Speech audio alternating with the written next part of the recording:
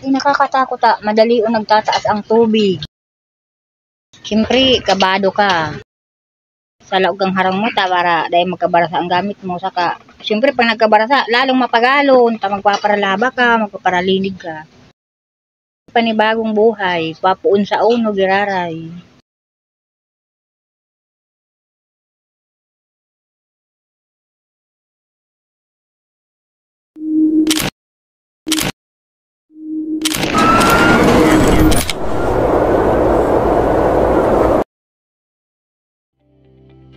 We are here at the community of Vigao Norte, Libman and Camarines Sur.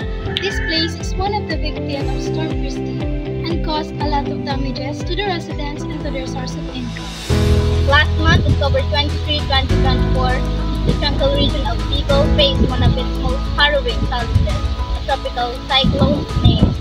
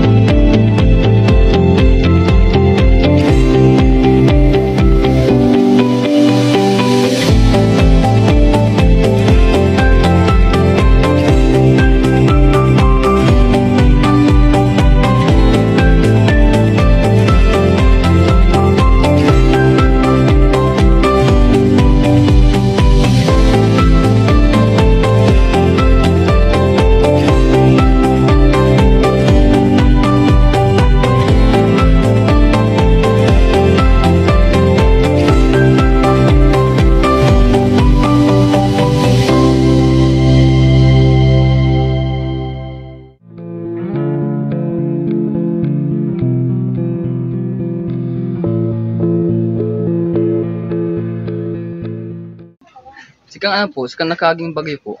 Nagsakat po sa ang tubig. Iyo po, halangkawon. Pahabayan. Tigsayin po endo si mga gamit nindo. Siyempre po, pig siripti, pig haralag sa haralangkaw para dahil mabasa. Si mga paninda po endo, tigsarayan po endo kung ba? Ano siya, katong nagparauran, dahil naman ako nagparatinda, lugi man sana kaya. Kaya, ngunyan palang pagkatos kong bagyo, saka man lang ako nagpuon pagtinda. Ano man po si mga experience mo na masabi mong dahil mo mahilingawan kang nakaaging bagyo? Nakakatakot madali o nagtataas ang tubig. Siyempre, kabado ka. Sa laog kang harang mo para dahil magkabarasa ang gamit mo. Saka, siyempre pag nagkabarasa, lalong mapagalon. Magpaparalaba ka, magpaparalinig ka. Paano po ka makakabawi kang income nindo after kang bagyo? Siyempre, panibagong buhay, papuon sa uno, giraray. Kung tatawan po ka mong oportunidad na para mga pudan sa mga barangay, sa barangay, ano po ang gusto mong paabot? Pang kabuhayan. Magtausin ng financial assistance. Medyo logi ang mga paratinda. Kaipuhan financial assistance itauninda sa mga nagninegosyo, tarloging maray. Iyon mo lang po. Salamat. Tutok daw ako sa baker at sa ALS. Nang naabot po itong ba? Kasi classmate. Nagkabarasa po si Kamo. Kaya na isa anak mo. Tapos po may nag-share sa imong student mo na napasinda. Iyo kaya ako nag-view lang. Napakaasin din. Tapos po kung matawan ka pong opportunity na magsabi sa mga agang barangay officials, ano pong gusto mong isabi? Tungkol doon sa baha. Iyo po, sa nangyari ng mga baha. Ano gusto kong sabihin? Ang gusto kong sabihin sa barangay. Mayo man sa kong nadami. Gabos man natawan ng relief. Kaya mayo man akong ibang nasabi. Gabos man na naging alitutungan sila. Sa pag-ano nila sa tao, pag-asikaso.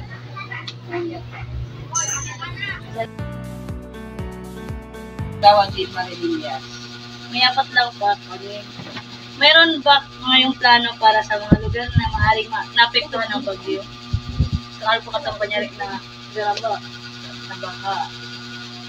Plano. Kaya po, kung anong pwedeng nga itabang ng bagyo. Ay, si pagkabagyo inat na inot sa mo yung pagpipigis ko kasi sa tungkol yung halin sa ira kang barangay na 30% na nakaalokar sa calamity fund. Yun na to baluwas minama na ipigkaw sa mga tao. Kaya po, sana pa. Mayroon ba ngayong mga evacuation center na nakahanda? May mga evacuation po po dyan. Bali, ang evacuation center lang is yaong dyan sa sa Confor, sa housing. Itong multipurpose sa bali, tapos daycare sa bali. Ay, ito nag-iyan tayo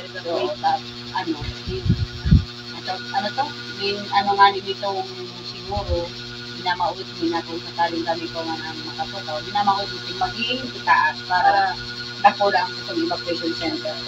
Marelang kung bako kitang lolan, mabako kami lolan sa bigahon natin. Yan. Pangitanungan pa. Dili po. Paano po nindo napakalat na may mga ay itong mapaghandaan ang bagyo? Paano nindo nag-ronda po? Nag-ano pa kami itong ano to? Mobile? Ay, ito. Hindi. Ano ito, Bia? Megaphone. Nagtanong kami na mag-ara-ara na ang mga tao sa paabutan na bagong kalamidad. Maging aware sila sa mga dapat ngayon. Yan na nga po. Salamat po.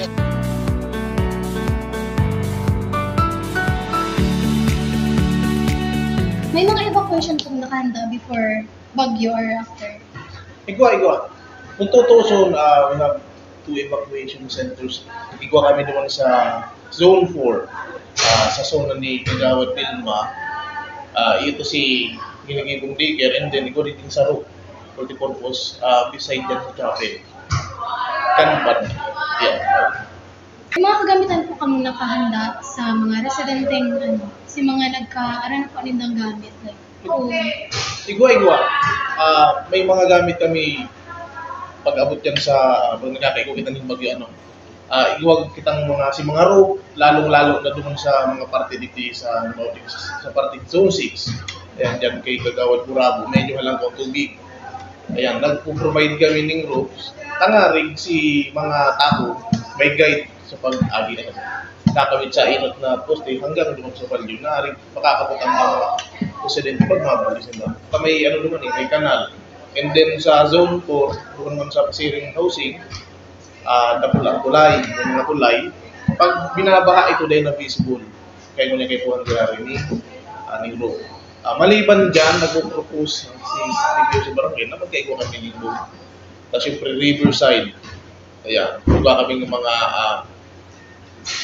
emergency light, ayan.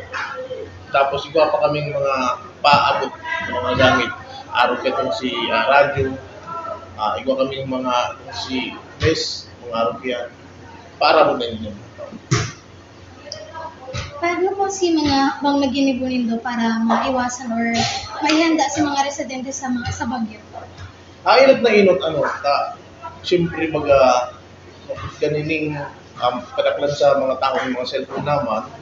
Ayan, inot na inot, pag-post kami sa page mismo ng Bigahon Norte, kung anong signal na bagay dito sa to, kung nasa yun si bagyo, kung ano nga dapat ibuhon, pinapaingat.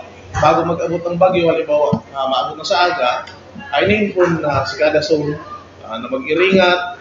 Ayan, dahil na kayo puhan dapat magpapirit pa na mag-evacuate kung medyo halangkon ang tubig. Saka after kang typhoon, kang bagyo, nag-aasikaso tulos kami, naglilibot tulos kami para i-check O, pero si mga nag-evacuate, pero na yan si mga dai, kung ano si mga nagkaturumba sa nagkaroon. Nga rin may record na pag nag-abot man ng tabang, ikaw kaming mga madali kaming, may bilang kaming madaling may tatang sa mga gusto magtatapang, lalo na dito sa munisipyo. Thank you.